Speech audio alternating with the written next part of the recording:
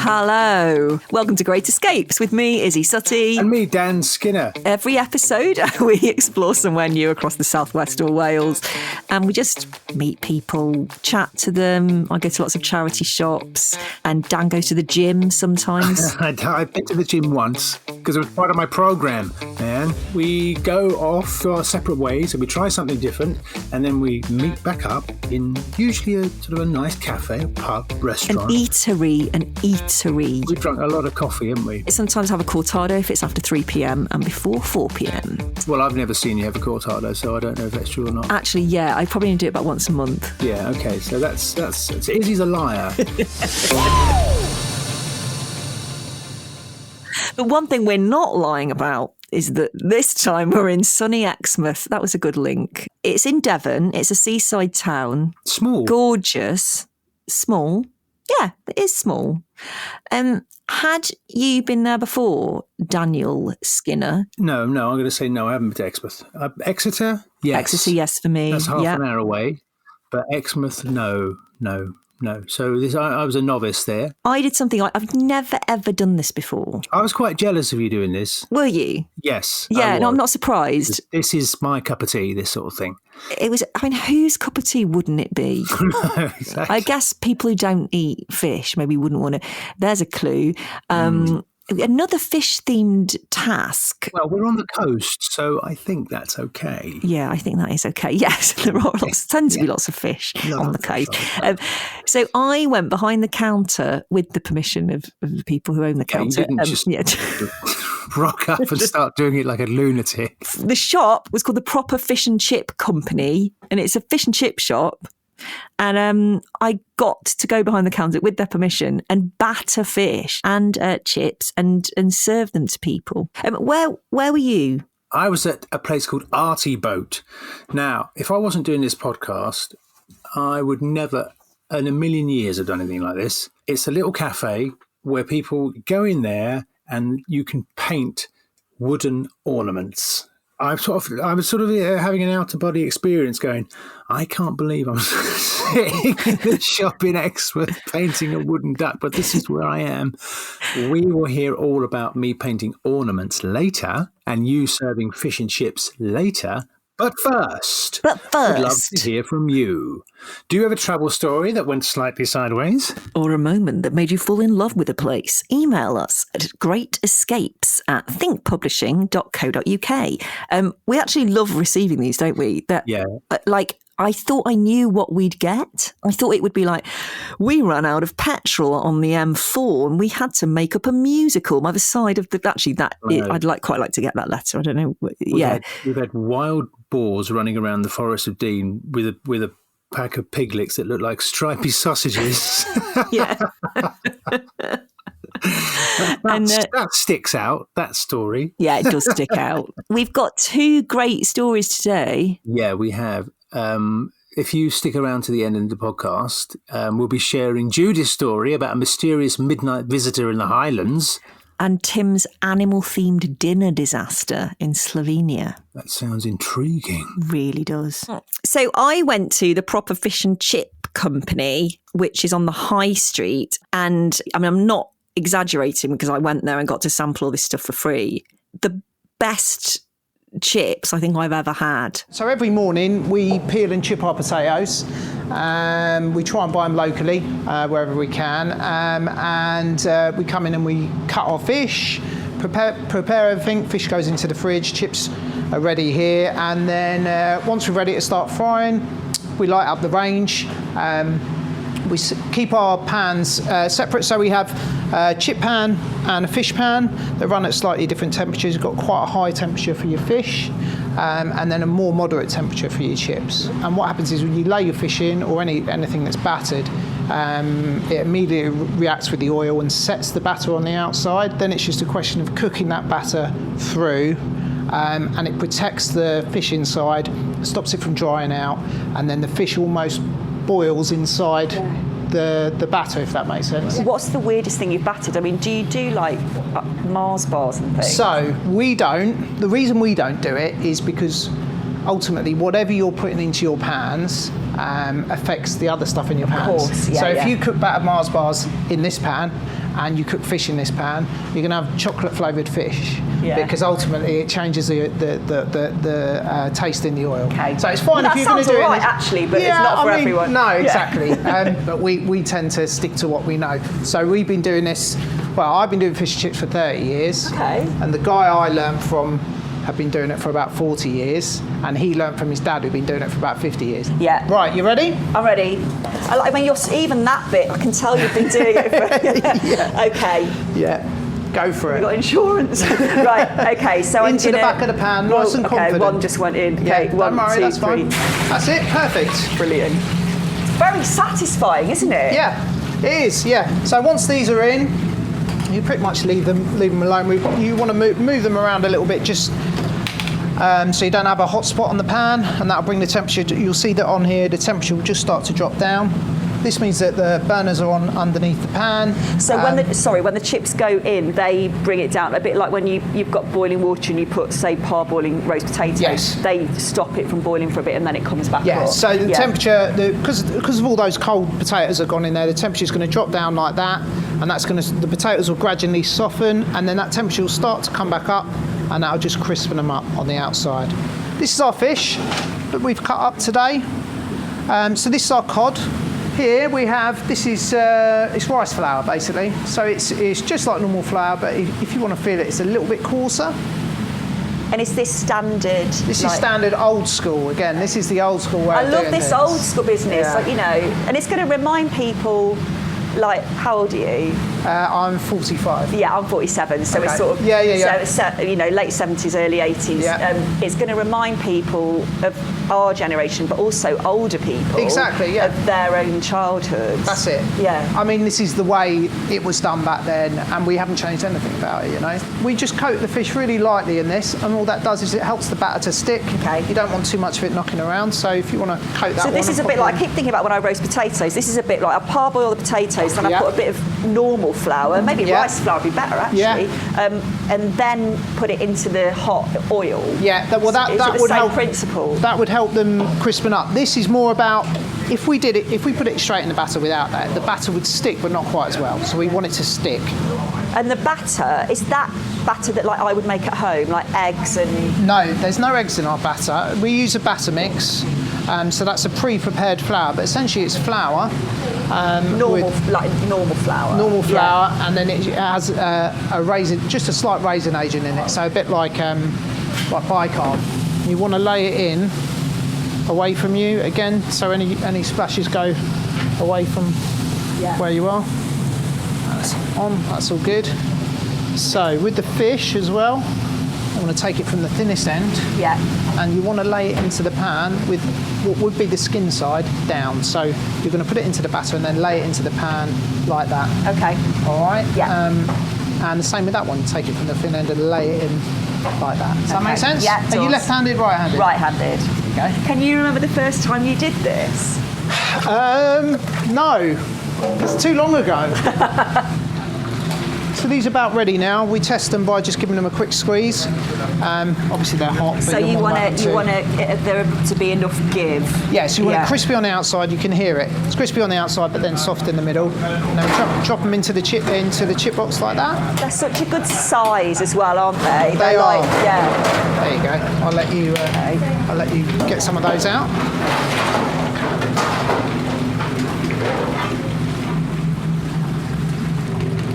I love the noise of. You must be so used to that noise. Yeah. It's so nice to hear. It just does remind me of. There's something really lovely about going to get fish and chips, and we often do it on a Friday night. It's like a tradition. I think there is, for me, it's just all about family and spending time with each other, you know. And it's such a treat when we were little, you know. It was the thing that we did, you know. When I got fish and chips, everyone was excited about it. Yeah, it's not the same as getting any other takeaway. No. Like, I've eaten them sitting cross-legged in the park. I've eaten them like in a caravan when it's raining on holiday. I just think, it just brings back memories. Absolutely. Good memories. Yeah, good memories. Yeah. And sometimes like making the most of a rainy holiday or something. It's like a lovely warm meal. Absolutely. Yeah. Do you get to the point where someone will come in and you're like, you're a regular, I know you have cod and chips? Absolutely. Yeah. These guys, now for me, because we've got 2 shops, I don't spend so much time in the shops these days, but I did do for a long time. And I'd only been here 18 months, 2 years, and I'd walk down the road with my little boy holding my hand, and someone would say, "Hi, Danny," and my little boy would say, "Who's that?" And I say, "I don't know his name, but it's one of my customers, and he has cod and chips twice every Friday." And I think if you ask these guys, I think they'll say exactly the same thing. We know, so many people. People are very loyal. We have a real loyal customer base. Everyone's just very nice. Yeah, very nice. I get that feeling already. Yeah. Like, I'm looking forward to spending the day here. Yeah, it's a great place. Great place to live. Maybe I'll get to meet a few of the customers absolutely. today. Well, hopefully. I mean, if the weather improves a bit, we might have a few in. Yeah. Right, and then final touches. This is our homemade tartare sauce. Oh, wow. We're a bit famous for this, so we'll do one of those pots each, and then we'll take it out over here, and then you can have a try. Amazing. All right, I'm going to try chip first. Yep. Oh my God. Good? Yeah. Excellent. That's what we like to hear. This is gorgeous. I had some as well when I came in at the end. I know I'm not allowed to say I was in part of your thing, but it was really nice. It was nice, wasn't it? Yeah. So I met Danny. The great thing about him is he's so knowledgeable about the science of it and the way that it cooks and why it cooks at a certain temperature and why it cooks for a certain amount of time. There's nothing like listening to someone with expertise. In Exmouth. In Exmouth expertise. No, it's true. One of the things I've really loved about doing this podcast is the passion that comes out. You've said that as well. Like when people really love what they do and know about it, you really notice the difference because they sort of. And also, it's like fish and chips. You walk past a fish and chip shop every day. You don't know how it's all made and prepared. We just take it completely for granted. So I find that fascinating. Thank you. All due to me. Yeah. Because you got the fish out of the sea.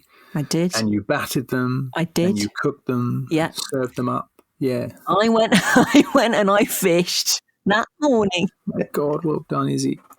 Thank you. Finally, my bravery is recognised. So where did you go? Well, I went up the road from you. So we walked down the road about 200 or 300 yards into a little shop that looks like any other shop on the high street, but in the window is full of the wooden ducks and sort of white porcelain pots. And this is called Arty Boat. And you walk in there, and I met Ashley and Tina, who run the place. And it's an arts and crafts place. It's an arts and crafts place where you sit down and you paint these wooden objects, mostly ducks, as I say, and white porcelain pots. And lovely Ashley, who runs the place, handed me, when I came in, he handed me as a gift a tiny, I don't know what you'd call it, it was made out of plastic, but it was a tiny replica Sainsbury's bag, i.e. Angelos's bag. And so I didn't know what I was going to paint when he handed me my wooden duck. But as soon as he gave me that, I thought, right, I'm painting a duck, Angelos. And you gave him a great name, and you called him Angelos Quackethemiou. That's cool, man. Thank you. So you might want to attach that to your duck after all. Yeah, I will. Well, I might as well paint the duck like Angelos now, innit? There you go. You've got blue anorak on tie.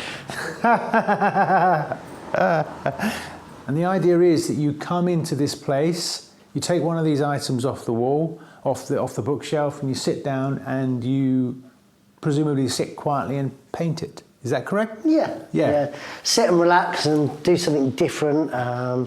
It's an experience that it's something you can take away from Exmouth. Yeah. Loads of made people. Yourself. Yeah, people find it really relaxing, therapeutic. Yeah. And it's something different as well, something that you don't do every day. Yeah. We started in Birmingham where we had an art cafe, so people would come in mainly for cakes, coffees, afternoon tea, that sort of thing. And then we thought, well, what other activities can they come and do? And then we introduced a few different things. So then we moved here and then started it all again, really. But we thought, actually, we don't want it as a coffee shop. We want it as everybody that's coming in is doing an art activity. Right, we want it to be for that reason. So you've abandoned the coffee. Yeah, we still do coffees, teas and pop and things, and we do the afternoon teas. A lot of people really like those. So those are quite popular. You get your sandwiches, it'd be nice to sit down with a mug of tea and paint the duck. Yeah, well, that's it. Everybody gets a drink and biscuits regardless. Good. That's good. And then you can have afternoon tea if you want to. Yeah, and it's lovely, isn't it, that it's their own thing, their own creation, so you can take it home and go, I done that. Yeah, and then people like to come back and do more and add to the collection. Yeah. We've got the drunk ducks as well, so those ones are lying on their backs. Lying on their backs, drinking a wine holder. Champagne. Yeah. Right, should we give it a go? Yeah, so I'll get our example duck. Now I'm going to follow the instructions which were written on the wall here. The duck has already been provided for me kindly by the guys, so that's sat in front of me on a green plate.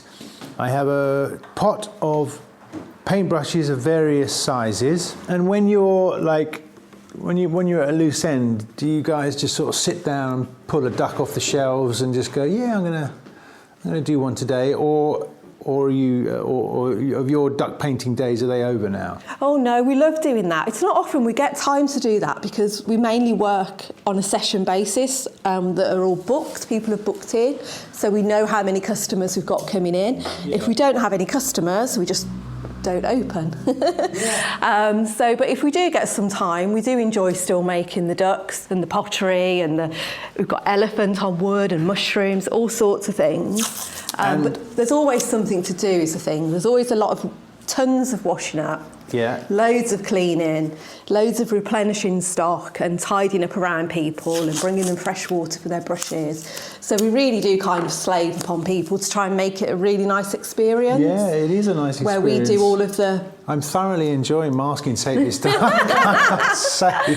It's very... do you know what? It's therapeutic and it's very accessible. Do you know what I mean? It's something you can easily do. You know what I mean? Yeah. It's not difficult. No, like I say, even children have done it from a young age. You might want to paint a beak. I know. Are you going to paint a beak? I thought you might I'm be. very much angled to paint the beak. I've over-masked it. Fabulous. There you go. Masked. It's looking really good. He's masked. Now, step 2. Use a sponge. Is that the little sponge? green one. The green sponge. Use the smooth side. Yeah. Okay, here we go. It. Now I've got the white base paint. And you're going to dab it everywhere you paint it. I'm going to dab it. That's it. Little dab-a-doo, yeah. We say dab a lot here, don't we? Yeah, well, it's a universal language of duck painting. Dabbing, like bingo. Now look at this. Look at this guy. That's it. And then you got the beak. And his beak, dabbing away. I'm dabbing away at the beak. Right, so I got to go to the hairdryer, which I have here. Yeah, you got just to the left of you. Turn that on. So you can hold it on the masking tape bit. I'm just drying my duck. Now, I can safely say this is something I have never done before. Hair drying the paint on a wooden duck. This is a first. This is a first, man. Dry. Thank you very much. It's had the seal of approval. There you go. It's had a little quality check there. The boss says it's dry, so I can proceed. Collect your paint. My all-over colour will be blue. And there's a few colours I want to do. I'm going to need that, and I'm going to need that. And then there's going to be some making it up along the way. Okay, that's the best way. But just seeing how it goes. Yeah, see how I go, see how I get on. When you were plastering houses in Birmingham, I don't suppose you thought, a couple of years' time... I'll be painting ducks' bums. I will be inviting people in to paint ducks. I mean, this is niche stuff, isn't it? Yeah, it's... And something not, there's no 5-year business plan involved with this sort of thing, is there? It's just like, well, let's see how we get on. Do you find the pace of life down here just slower? Yeah, it's... we were coming on holiday down here for about 20 years. Oh, right, okay. So wanted to move down here, but we knew it. Yeah, moving down here, it's awesome. It is just a different way of life. It's just nice and chilled, and you're by the sea. We go again. Second coat now of the blue on the main area of the duck, which I'm going to try and turn into Angelos. Oh, let the secret out the bag. Because I've been given the lovely little orange Sainsbury's bag, and so I want the duck to be able to match the orange Sainsbury's bag, which means blue anorak, yellow tie, beak, probably orange, and black shoes. I'm going to need a fine brush for this, because we really are getting into the Picasso, the delicate stuff. Yeah, I think maybe there's something with a sharper edge. Oh. That one's small, but... You feel a bit sort of self-conscious about being quiet and doing this, you know what I mean? Like, just being into it. Yeah. It's a strange thing to describe. Well, we can get people that are really chatty in a big group, and they're really, really chatty, but then they get into it and they go, very, very quiet. Yeah. Unusually quiet for them, and people have said that because they don't necessarily want to talk. No, exactly. You just get into what you're doing. It's like when you have a massage and they're talking to you during a massage. You just sort of switch off, don't you? Yeah, you think, I just want to enjoy it. Just a sort of pure focus, isn't it? That's what's nice about it. Yeah, it's nice to just forget about life for a few hours. And paint the duck. That's special, isn't it? I have made an Angelos duck. So he's got a lovely blue anorak, black and blue boots and shoes. Ashley has made me a mini Sainsbury's bag and sourced me some glasses. And they've gone on the duck's face, and the bag's gone on the anorak, and I've got the yellow tie, and he looks absolutely stunning. That is very personal item that no one else would have made. Do you know what? Danny from the fish and chip shop had come from outside Exmouth as well. He'd come down to Exmouth from London. Well, from our limited research of the Exmouth population. Yeah, everyone migrates there. Everyone migrates to Exmouth. It does look right. It's so sweet. It's really cool. Yeah. When I brought it home, Ernie, my little one, he grabbed it straight off the shelf. I was like, wow, no fighting with Quackers. You leave that there, son. But he can play with it and look at it, but he can't smash it around like he does all the other stuff. Have you been to one of those pottery cafes? Yes, I have.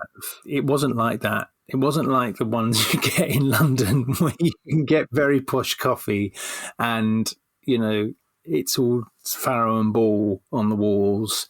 This was much more characterful and interesting. And it was a really... And on the walls, it was the step-by-step procedure of what you did to go through. And they were so helpful you didn't have to do anything. So the idea was you paint everything, and then they literally just clear everything away from you. So all the stuff that you wouldn't want to do, like in terms of arts and crafts, they took care of that for you. So you could just literally get on with the business of painting your duck, and which is what I did. Very, very successfully, I think. It is very successful. I wish that I'd got to do yours. So I don't mean that I didn't like doing the fish and chips. I'd like to have done both. It was a lovely autumn day, and the famous five were thinking of all the amazing things they could do if they travelled with Great Western Railway. Hot air ballooning in Bristol, said George. Exploring Cardiff Castle, said Anne. Boating in Henley, said Dick. Let's take in a London show, said Julian. We'll do the whole lot, said George, but can we set off tomorrow? I've tired myself out just thinking about them. There's more to explore with Great Western Railway. Adventures start here. So, at the end of the day, we ended up at the Grapevine. I went to the Grapevine pub and we sat by... It wasn't an open fire, was it? Although I kept thinking of it as an open fire, but it wasn't. It did half give off some heat. Oh, it gave off some heat, and it was. I tell you what, we needed it because it was cold, wasn't it? We had slanty rain. It was like sideways. It was like an English summer. It was like hitting, exactly. The rain was hitting you in the face, in the mouth, as you opened your mouth. You'd got a lovely drink, and we needed that fire. It was lovely. It felt really crisp Christmassy, actually. My name is Holly. I'm the manager of the Grapevine in Exmouth. The pub has been here itself for 15 years. We're just about to celebrate our anniversary next week, which is super exciting. It's been a proper kind of pillar for Exmouth for a long time. We are the only kind of brewery pub around here. I mean, you've got the kind of supporting local business, but also with climate change stuff as well. Obviously, if you're keeping it as local as possible, it's the best thing. But yeah, we've got a resident Ruby kitchen as well with kind of burgers. Again, all Devon products, so the beef is literally just up the road in Honiton.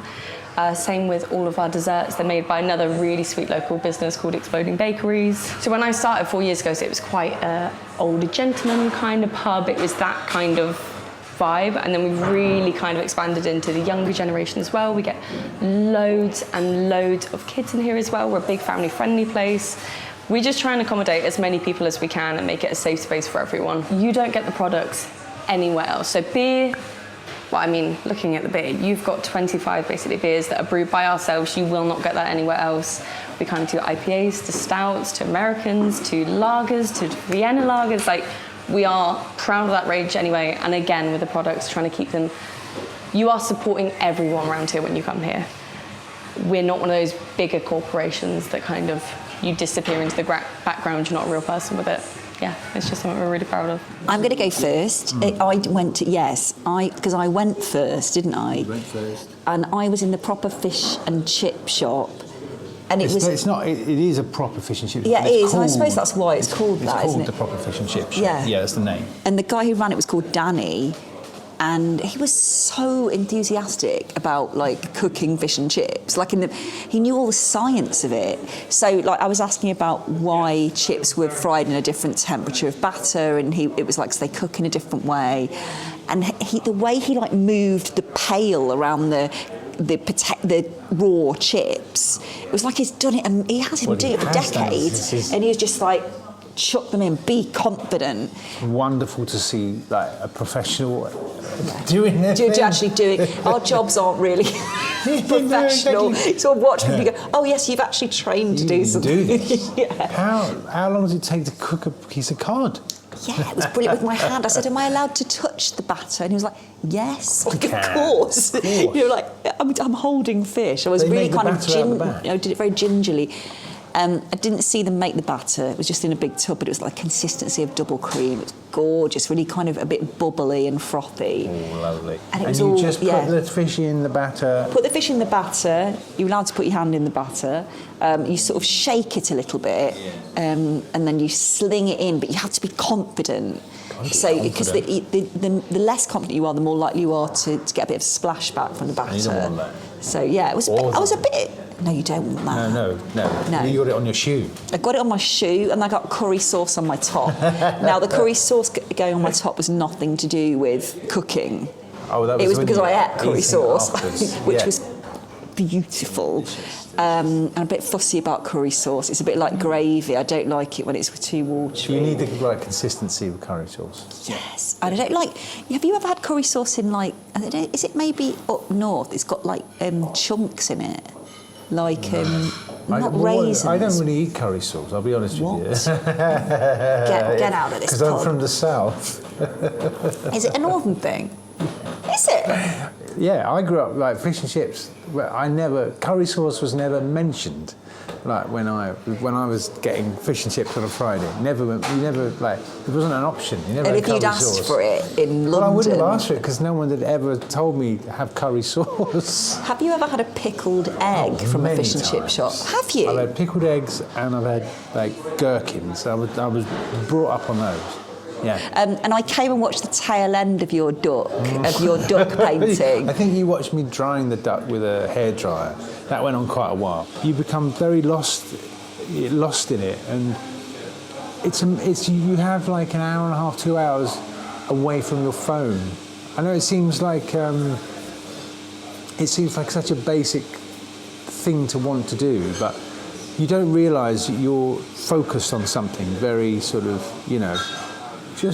but it's like a meditation. Well, it's like art for the sake of making art. Exactly. You're not doing it in order to earn money from it. Sorry, I'm not dissing your standard of I'm sure it'd fetch millions, but like you're doing it, it's not a means to an end. It's just literally about the process of doing it. And And they say they have lots of groups of people going there, like birthday parties and hen parties, and they all sit down there, and he says, you know when it's going really well because there's no noise. Yeah. It's a quiet place and everyone's quietly painting their ducks, and then he said all of a sudden all the hairdryers come on and dry it all off. It's run by Ashley and Tina, and they're from Hollywood in Birmingham. Yeah, the main Hollywood. Yeah, the proper Hollywood, the real Hollywood. And they moved down here to Exmouth, and they've opened this sort of completely unique duck painting shop, and it's something I would never go and paint a wooden duck. Well, those nachos were pretty good. The nachos were amazing. I would really recommend them. It was like a mountain of nachos. It was like something from a fairy tale. The old fairy tale featuring nachos.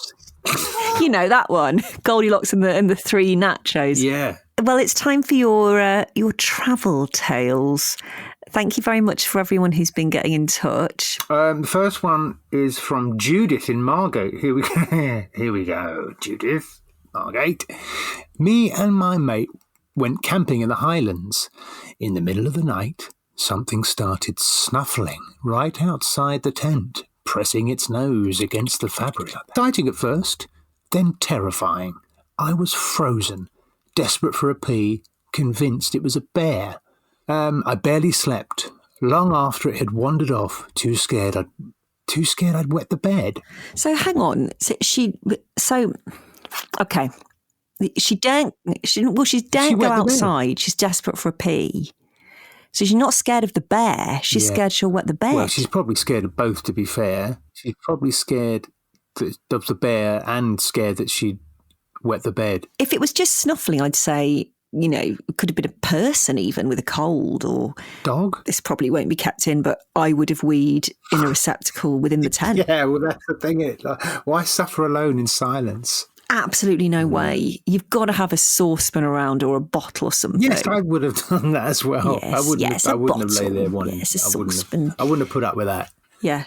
Next one, Tim in Exeter, who likes pretending to be a bear and going around people's tents. Snuffling. He's been practicing his snuffling. So he says he found a slightly different kind of wildlife abroad. He says, in a little restaurant in Ljubljana, I've been there, very, very nice. You read that like straight off the bat there. Ljubljana. I've been to Slovenia a few times. I can sing a song in Slovenian. Martino Julček, Jakot Metulček, Sredi Prav. It's ace. It's a really ace country. So Tim's story. So in a little restaurant in Ljubljana, we didn't speak Slovenian. If only I'd been there to sing my song about Martino Julček. The song. Yes. The waiter barely spoke English, so he started doing animal impressions to explain the menu. Oh my God. By the time he got to the lamb, half the restaurant had joined in. It's brilliant. The best bit, the animal noises are different there. We had no idea what we were ordering. Total fiasco. That is one of the best travel stories I think I've ever heard. That is absolutely wonderful. But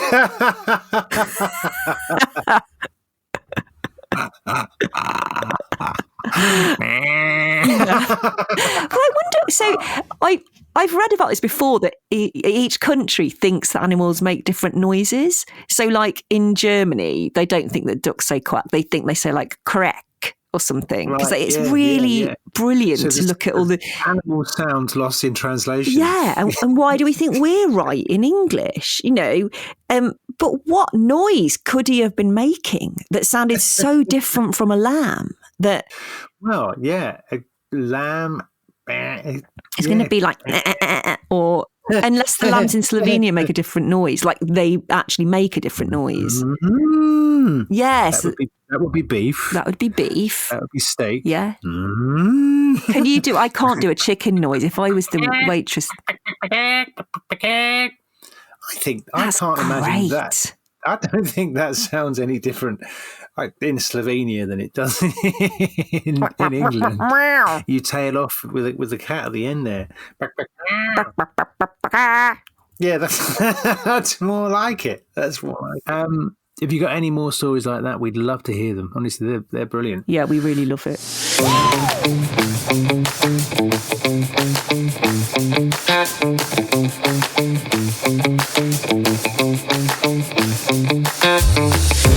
This has been Great Escapes with me, Izzy Suttie. And me, Dan Skinner. It was produced and edited by Adam Stoner with help from Rebecca Small. Richard Ellicott was our videographer. Check us out on Instagram to see me paint my duck at Arty Boat. I'm at Epithemiou1. I'm at Izzy Suttie, where you'll see me frying food at Proper Fish and Chips. Don't forget to rate, review and follow the podcast wherever you're listening to it so you never miss an episode. Next time, we're heading to Dartmoor. I'm trying my hand at gardening in England's last castle. And I'm heading to Jamaica Inn to explore the tale of a haunted hotel that's inspired countless books and films. See you then.